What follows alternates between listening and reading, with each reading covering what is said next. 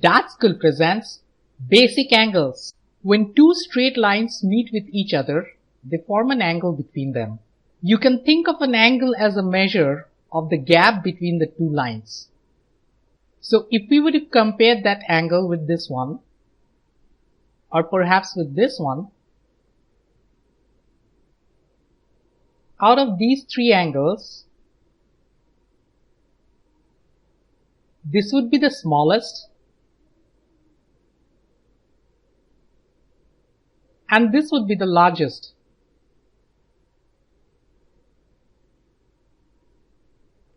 When we have one straight line lying exactly on top of another one, we have a 0 degrees.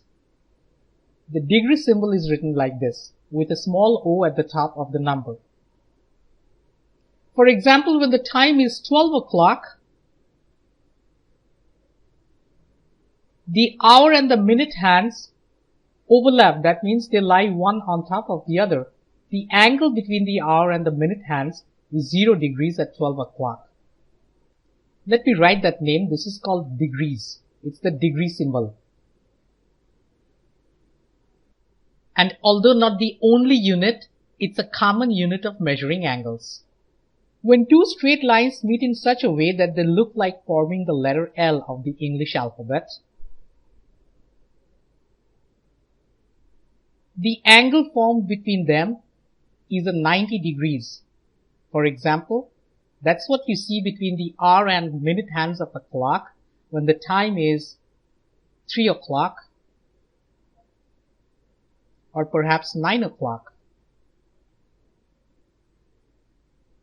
The 90 degree symbol is shown as a small box at the corner. So whenever you see this box, you can kind of assume that it's a 90 degrees there.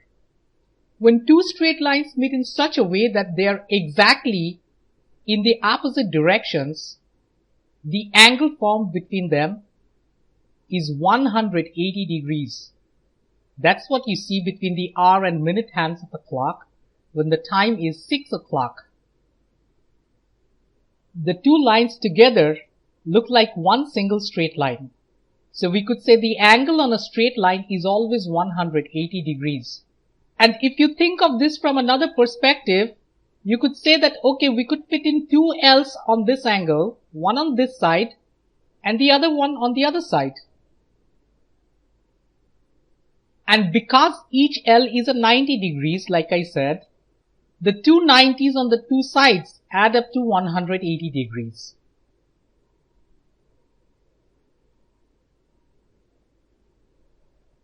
When a straight line goes around a full circle, the angle formed is 360 degrees.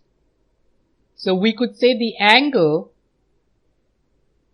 around a full circle or angle on a full circle is equal to 360 degrees. We need to know a few more things about angles. Let's come back to the three angles right at the top. Now out of these three angles, as we can see, the first two are obviously less than a 90 degrees. The gap is less than you would see on the letter L. So let me write that down, less than 90 degrees. And the last one is obviously larger than 90 degrees.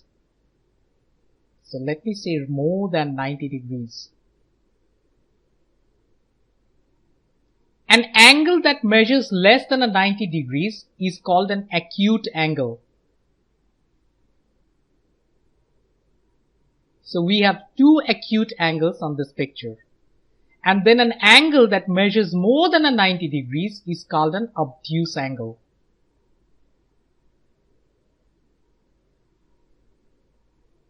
An angle that measures exactly equal to 90 degrees is also called a right angle.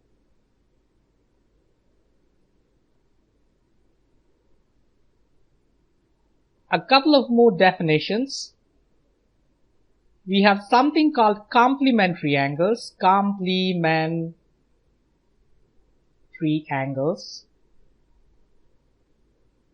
when two angles add up to 90 degrees, so you have two angles, they add up to 90 degrees, we say these two angles are complements of each other, or they are complementary angles. For example, we would say 20 degrees and 70 degrees are complements of each other, or they are complementary angles. Complementary angles come in pairs, so you have 10 degrees and 80 degrees forming one pair, 20 and 70, or let's say 35 degrees and 55 degrees, they add up to 90. So these are all pairs of complementary angles. Similarly, we have something called supplementary angles. Supplementary angles. They also come in pairs. Two angles that add up to give you 180 degrees are called supplements of each other, or supplementary angles. For example, 100 degrees and 80 degrees are supplements of each other. Like I said, they also come in pairs, so you could have 70 degrees on one side and 110 degrees on the other side.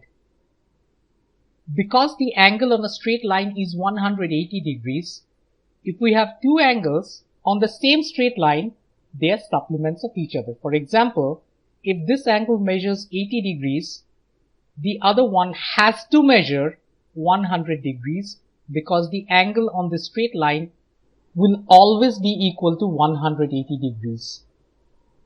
Until now, we have been saying that there is only one angle formed when two straight lines meet. Well, nothing wrong with that statement, but when two straight lines cross each other, we actually have four angles between them. Here's one, here's another, and here's the fourth. And there's a relationship between these four angles formed. And to understand that better, I'm going to just put down some numbers on these angles. Just one of them will do. I'm going to go ahead and say that the measure of this angle out here is, let's say, 60 degrees. As because we see a straight line over here, the angle on the other side of the straight line has to be 180 degrees minus 60 degrees, which is 120 degrees. There's no other choice. And now, if you look at this straight line out here, the angle on this straight line is again 180 degrees. The angle on any straight line is 180 degrees. And therefore, this angle out here is equal to 180 minus 120, which is again 60 degrees.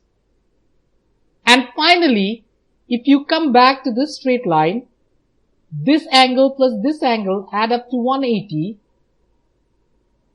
And therefore, this one again has to be a 120 degrees.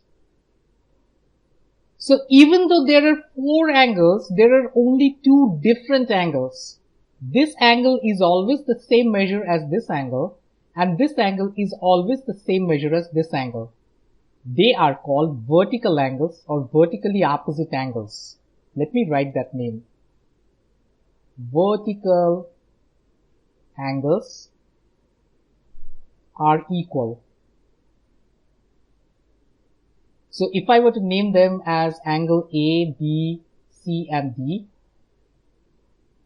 we have A and C as one pair of vertical angles and B and D as the other pair of vertical angles.